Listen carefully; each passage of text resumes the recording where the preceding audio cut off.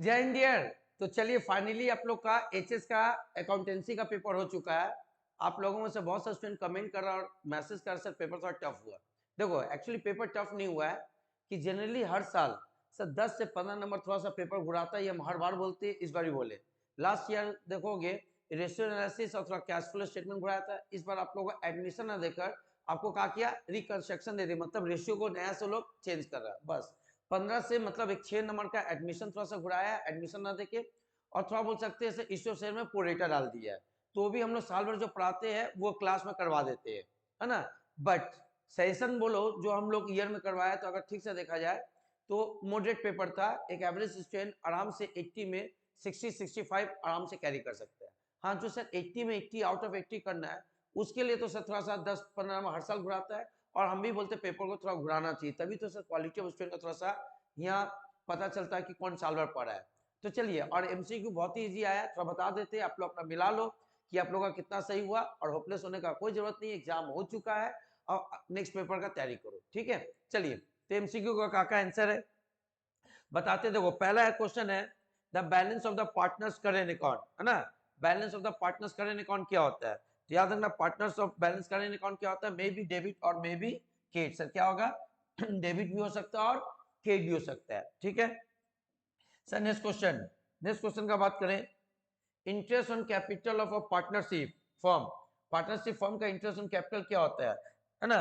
वो सर ये क्या होता है, इंटरेस्ट ऑन कैपिटल का पार्टनरशिप का होता है एक्सपेंसेस होता है, तभी तो सर पीएल एप्रोप्रिएशन का हम लोग डेबिट साइड में डालते हैं क्योंकि ये एक्सपेंसेस है।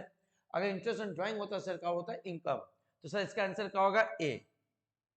आगे थोड़ा सा देखिएगा, इसमें जो टिक लगा वो स्टूडेंट का लगा हुआ, हम जो मार थोड़ा सा देख लोगे। आते विच of the following item is not inter in the profit and appropriation account. इसमें से कौन सा आइटम हम लोग प्रॉफिट लॉस एप्रोप्रिएशन अकाउंट में नहीं डालते हैं। सर इसके लिए हम लोग अलग से सम्स भी करवाते हैं, rent paid to partner. Sir ये क्या चार्ज अगेंस्ट प्रॉफिट है, कहाँ डालते हैं, प्रॉफिट एंड लॉस अकाउंट में, ठीक है। इसका आंसर सी रहा। आगे बढ़ते हैं 4। सर 4 का क्वेश्चन का आंसर क्या होगा। 4 में देखिए, if the capital of the partners are maintain under fix capital method. हमने जानते हैं कि जब फिक्स कैपिटल मेथड में अकाउंट्स को मेंटेन किया तो दो अकाउंट बनता है, एक पार्टनर्स कैपिटल अकाउंट, एक partners current account. Partners capital account में केवल कैपिटल एंट्री करते हैं और करेंट अकाउंट में सारा। तो यहाँ बोला है ना, मेथड में in which account share of profit, जब शेयर ऑफ प्रॉफिट होगा उसको किस अकाउंट में डालेंगे, तो सर उसको डालेंगे हम लोग कहाँ बताइए, करेंट अकाउंट में। तो सर इसका आंसर क्या होगा, सी। इसका 4 का आंसर सी, ठीक है। नेक्स्ट आगे बढ़े, अब आते हैं question number 5। At the time of retirement of partner undistributed profit, माने पार्टनर के रिटायरमेंट में जो अनडिस्ट्रीब्यूटेड प्रॉफिट है is distributed among the all partner. सारा पार्टनर के बीच में डिस्ट्रीब्यूट करते हैं। याद करो जैसे हम लोग रिजर्व डिस्ट्रीब्यूट करते थे सर किसके बीच में, सब पार्टनर के बीच में, किस रेशियो से, ओल रेशियो से। तो यहाँ बोला किस रेशियो से करेंगे, तो याद रखना हम लोग किस रेशियो से करेंगे, ओल रेशियो से। इसका 5 का आंसर होगा बी। आगे बढ़िए, आशा करते सबका सही होगा। ये क्वेश्चन थोड़ा सा अच्छा दिया था, मतलब अच्छा मतलब इजी था, बहुत स्टूडेंट कंफ्यूज हो गया।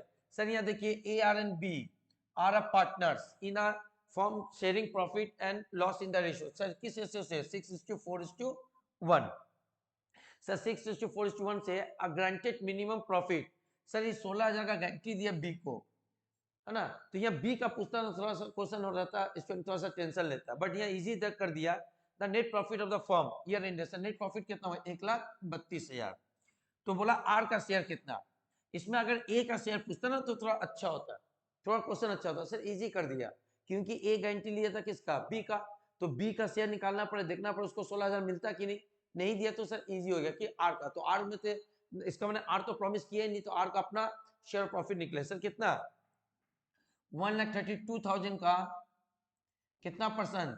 सर आर बीच में, तो यहाँ आर बीच में है तो 4/, कितना हो जाएगा सर, 4/11। कितना हो जाएगा 4/11, तो सर कितने हो जाएगा 1 टाइम्स या 2 टाइम्स, जीरो करेंगे 12 में क्या करेंगे, 4 का मल्टीप्लाई 12 4 जा 48, माने 48,000। से आंसर का होगा सी, कौन 6 का, 6 का आंसर होगा सी। सबको क्लियर है, सी का आंसर सी। चलिए सर आगे बताते हैं। अब आते हैं 7 नंबर।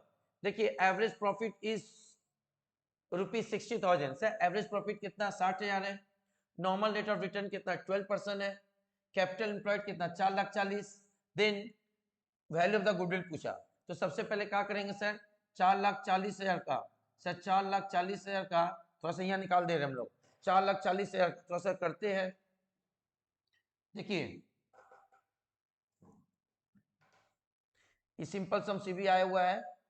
सबसे पहले सर हम लोग क्या करेंगे डायरेक्ट अब कर ही दे रहे हैं, लिखने का कुछ नहीं है सर, 4,40,000 का हम लोग 12% निकालेंगे जो नॉर्मल प्रॉफिट आ जाएगा, तो 12 लाख का 12% कितना होता है सर, देखिए 12 लाख का 12% 4,40,000 का, कहाँ गया कैलकुलेटर, हाँ आइए चलिए थोड़ा निकालते हैं, थोड़ा देखिए 4,40,000 का 4,40,000 का 12%, सर 12% होता है आपका कितना इक्वल टू 52,000, सर आ गया इसकी आ गया 52,800 है ना, 52,800 था ना, एक बार देख लो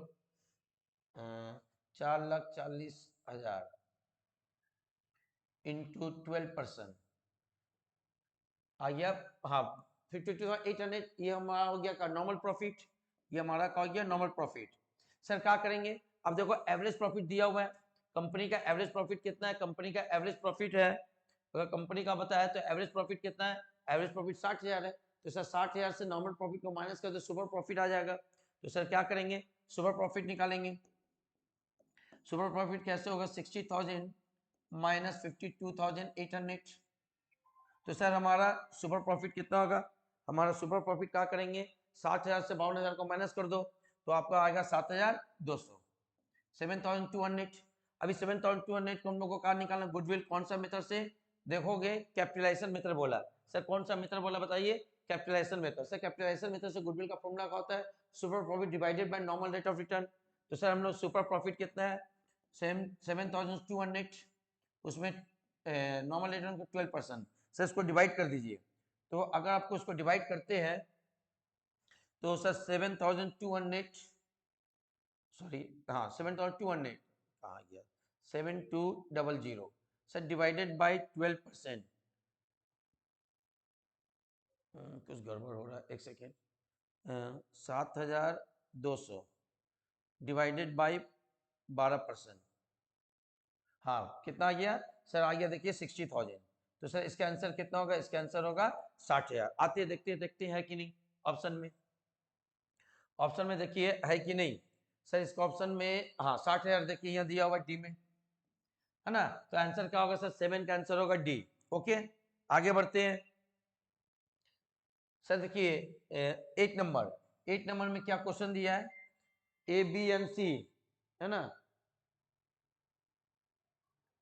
A, B and C are partners sharing profit and loss in the ratio 3:2, sir profit sharing ratio कितना 3:2:1 है, A retires and his share is taken by B and C equally है ना, what will be the new ratio, इसका new ratio क्या होगा, तो देखो sir retire कौन कर रहा है, अब ठीक से देखिए हाँ ए रिटायर, सर कौन रिटायर कर रहा है, ए रिटायर करने पर उसका जो हिस्सा है बी एंड सी का कर सर इक्वली बांट लेगा, तो सर यहाँ देखिए ए का रिटायर का ए का शेयर कितना है, तो sir share of A, share of A जो है ए का शेयर, सर ए का शेयर देखिए 3/6 है, सर कितना 3/6, इस 3/6 को सर बी सी का कर इक्वली बांट रहा है, इक्वली का मतलब 1:1 में, तो सर ए को बी को कितना मिलेगा और सी को कितना मिलेगा और उसका न्यू रेशियो कितना, तो थोड़ा सा हम डायरेक्ट कर थोड़ा सा देखो सर बी का शेयर कितना होगा, बी का अपना शेयर, सर देखिए बी का अपना शेयर 2/6 है, 2/6 प्लस सर 3/6 में से हाफ ले लेगा 1/2, क्यों बोला बी का अपना शेयर है और ए का शेयर का अगर दोनों इक्वली बांट रहा है तो सर दोनों इक्वली यहाँ, और सी का भी क्या होगा, सी का अपना शेयर कितना, सर सी का अपना शेयर 1/6 है, और सर जो ए गया उसका शेयर कितना 3/6, उसका इक्वली बांटा ये भी 1/2 पाएगा, सर ये 1/2 कहाँ से 1:1 का रेशियो में डिवाइड करें, बस सर इसको सॉल्व करेंगे, इसको सॉल्व करके दोनों का रेशियो बना देंगे आंसर, तो आते हैं तो देखिए सर यहाँ सॉल्व कर थोड़ा सा जगह ले रहे, तो बी का थोड़ा सा रेशियो को सेम करने के लिए ये 2 and 6 है, तो सर इसको 12 बना देता है कि यहाँ 12 होगा, तो इसको 12 बनाते हैं तो 2 से इंटू करें तो 4/12 अब प्लस सर यहाँ होगा 3/12, तो सर इसको जोड़ेंगे तो कितना हो जाएगा 7/12, ये बी का हो गया। अब सी का निकालेंगे, तो सी का भी देखिए सर, यहाँ 12 करते हैं तो 12 करने के लिए 2 से इंटू है तो ऊपर भी 2 से इंटू कर दे रहे, तो 2/12 प्लस सर यहाँ कितना हो जाएगा 3/12। अब देखिए सर दोनों का डिनोमिनेटर सेम है तो बोल सकते हैं 5/12। अब हमको क्या बोला बी इज टू सी का न्यू रेशियो निकालने, तो आप देख सकते हो बी का 7/12 है और सर सी का 5/12 है। तो अगर यहाँ रेशियो काट ले तो सर कितना हो गया 7:5, मतलब आंसर होगा बी। अच्छा ये स्टूडेंट डी में आंसर मारा, आप थोड़ा सा देखो इसका आंसर कहाँ निकाले तो वो सॉल्व कर दिए, इसका आंसर का होगा 7:5। ओके ये स्टूडेंट का थोड़ा सा ठीक है, थोड़ा देख लोगे तो सर आंसर क्या होगा, सर आंसर होगा 7:5। सर क्या निकाले थे 7:5।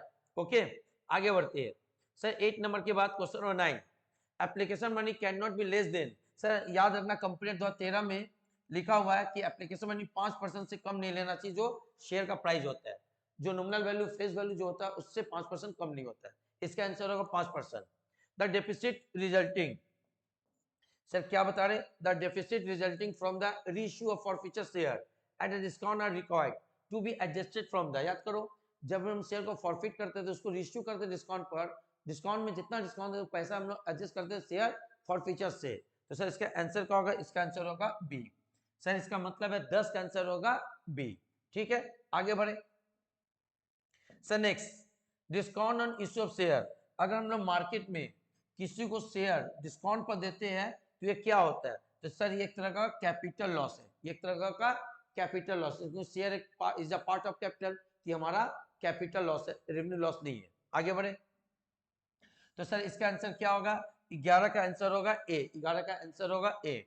Sir P Ltd purchase asset of 7,50,000 from H Ltd by issuing a share 100 each, 100 each।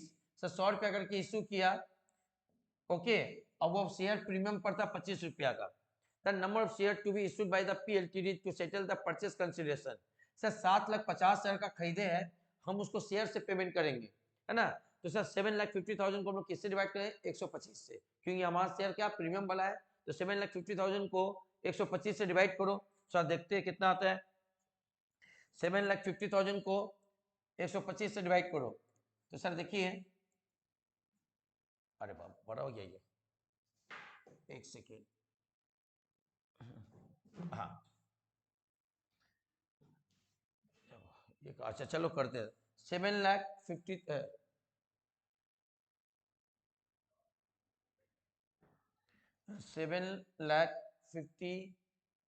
7,50,000 को सर डिवाइड करेंगे 125 से, सर क्यों 25 रुपया हमारा का प्रीमियम है। ओ यार क्या हुआ, आंसर कितना दिया, एक सेकंड कुछ गड़बड़ हो गया है इसका,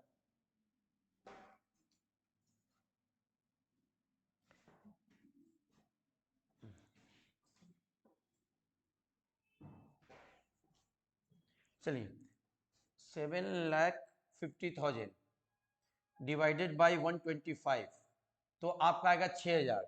इसका मतलब है हमको कंपनी को कितना शेयर देना चाहिए 6,000। तो देखते हैं ऑप्शन में 6,000 है कि नहीं, थोड़ा सा 6,000 देखो ऑप्शन में है कि नहीं।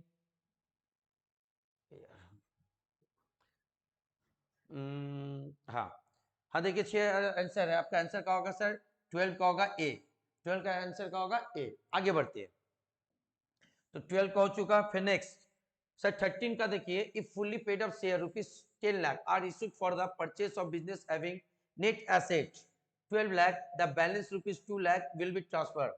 मैंने बोला कि हम लोग कंपनी है जो 10 लाख रुपया का के शेयर इशू किए, किसके नेट एसेट के रूप में। याद हम लोग को जितना नेट एसेट है, जब भी हम लोग कोई चीज खरीदते हैं उससे कम पेमेंट करते हैं तो कंपनी का जो प्रॉफिट होता है उसको हम लोग कहाँ ट्रांसफर करते हैं, उसको कैपिटलिज्म में, है ना, और ज्यादा पेमेंट करते हैं तो इसका मतलब गुडविल का पेमेंट करते हैं। तो सर हम लोग 12 लाख का एसेट लिया, पेमेंट कितना किया 10 लाख, तो 12 लाख में 10 लाख का इसका 2 लाख का हुआ प्रॉफिट हुआ, वो प्रॉफिट को कहाँ ट्रांसफर करेंगे कैपिटलिज्म में। जनरली आप लोग जब पढ़ाए थे जैसे शेयर फॉर फीचर्स करते हैं उसको रिश्यू करते हैं, रिश्यू करने पर जो प्रॉफिट होता है उसको कहाँ ट्रांसफर करते हैं कैपिटलिज्म में। इसी तरह किसी एसेट को रिवैल्यूएशन करते हैं, प्रॉफिट होता है कहाँ ट्रांसफर करते हैं कैपिटलिज्म में। इसी तरह किसी बिजनेस को खरीदते हैं और उसमें जो प्रॉफिट होता है उसको कहाँ ट्रांसफर करते हैं कैपिटल रिजर्व में। ठीक है, तो ये रहा आपका 13 नंबर आंसर। 13 का सी बोले। ओके, मिलाते रहोगे, आपको फाइनली कितना सही हुआ थोड़ा सा कमेंट करके बताओगे आप लोग। देखिए, एज पर company act 2013 company can not issue, है ना, कंपनी एक्ट 2013 के नियम के हिसाब से क्या इशू नहीं कर सकता है सर? वो इशू नहीं कर सकता irrenewable preference share. Bonus share कर सकता है, preference share equity, but irrenewable preference share का मतलब वो प्रेफरेंस शेयर जिसका पैसा कभी वापस ना हो।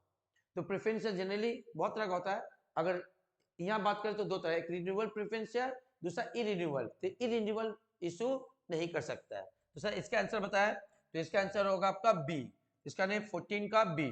ठीक है, आगे सर नॉमिनल वैल्यू ऑफ इस शेयर इज 20, है ना, ₹16 has been call off. Sir 16 रुपया हम लोग कॉल ऑफ किया अभी तक, है ना, जिसमें से 12 रुपया ही पे किया। तो at the time of forfeiture share capital account will be debited. Sir capital account जो डेबिटेड होगा 16 रुपया से होगा। सर ऐसा सवाल ईयर में भी करवाए थे, जहां तक कॉल ऑफ होता है वहीं तक हम लोग क्या करें, उसको फॉरफीचर अकाउंट में शेयर कैपिटल अकाउंट में डालेंगे। तो इसका आंसर क्या होगा सर 16, मतलब 15 का आंसर होगा डी। ठीक है, चलिए सर यहाँ थोड़ा देखोगे स्टूडेंट लोग यहाँ गलत मारा, आप लोग याद रखोगे डी। ठीक है, अब आते हैं x LTD issued 1000 ordinary share. Ordinary means sir equity share. अरे बाप, एक सेकंड थोड़ा सा क्लिक हो गया, आते हैं थोड़ा सा।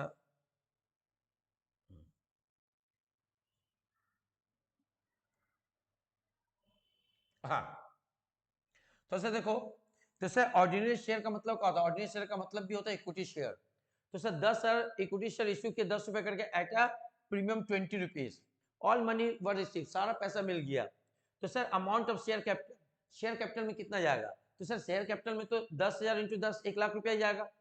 क्यों? क्योंकि 20 रुपया जो जाता है वो सर सिक्योरिटी प्रीमियम में पैसा ट्रांसफर होता है। याद करो, अगर मान लो अलॉटमेंट में तुम रिसीव कियो, तो अलॉटमेंट में हम लोग जब ट्रांसफर कर दिया, एप्लीकेशन में रिसीव किया, तो क्या एंट्री होता था? रिसीव का एंट्री होता, bank account to share application.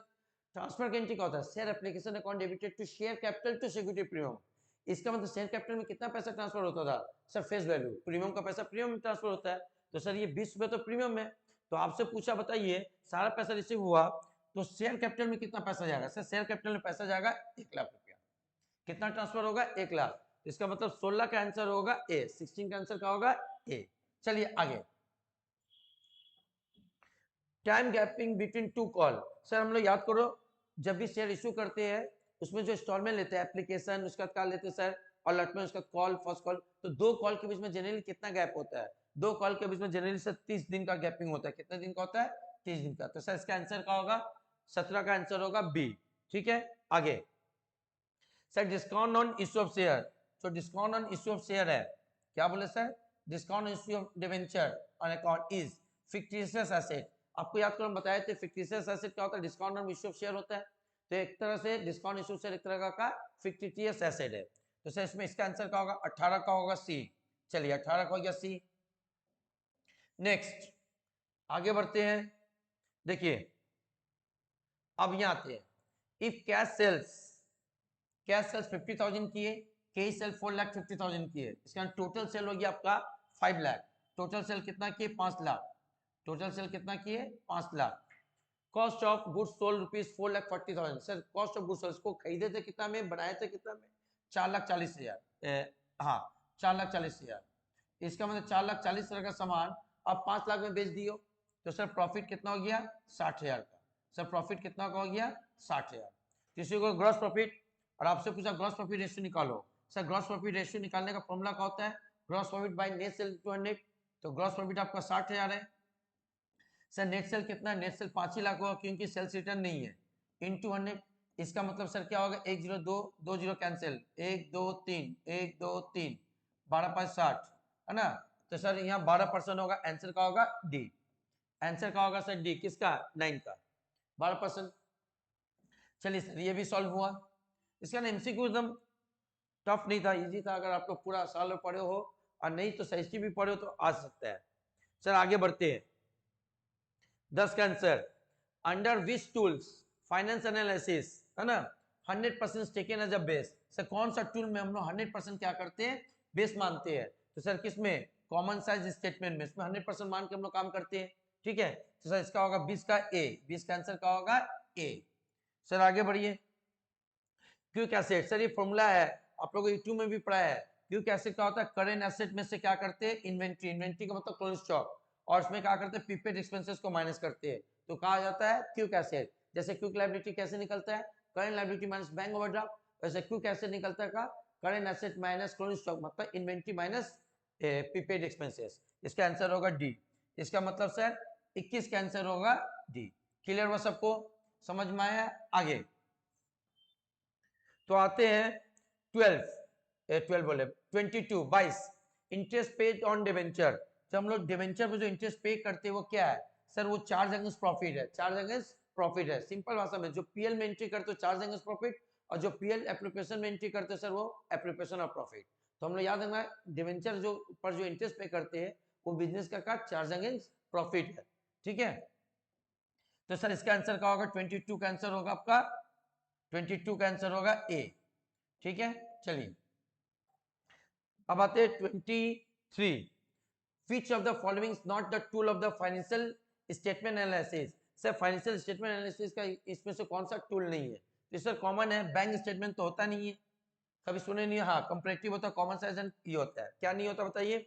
अच्छा comparative income statement, common size balance sheet and common size income statement, अब तो पढ़े हो, केवल क्या नहीं होता बताइए, बैंक स्टेटमेंट इसका पार्ट नहीं है। तो सर 23 का आंसर हो गया बी, 23 का आंसर हो गया B. Sir 24, which of the following is not the include in the operating activity while preparing cash book. जब हम लोग कैश फ्लो स्टेटमेंट बनाते हैं, कैश बुक बोलते हैं सॉरी, कैश फ्लो स्टेटमेंट बनाते हैं उसमें जो ऑपरेटिंग एक्टिविटी करते हैं, सही टू में भी आप लोग पढ़ा है ऑपरेटिंग एक्टिविटी, उसके बाद इन्वेस्टिंग, उसके बाद फाइनेंस। तो ऑपरेटिंग एक्टिविटी में इसमें क्या नहीं लेते हैं, तो याद है ना, सेल ऑफ फिक्स एसेट नहीं लेते हैं, तो सर ये कहाँ जाते हैं, जाता है इन्वेस्टिंग एक्टिविटी में। But increasing current liability, increasing current asset and payment of tax तो लेते ही हम लोग, तो केवल क्या नहीं लेते, सेल ऑफ फिक्स एसेट। ये रहा आपका 24 क्वेश्चन का एमसीक्यू, ठीक है, ये थोड़ा बहुत हम डिस्कस कर दिए है। अब रहा सर एसीक्यू, एसीक्यू तो आप लोगों को लिखना है, वो तो अभी बता के आप लोगों को लाभ नहीं है।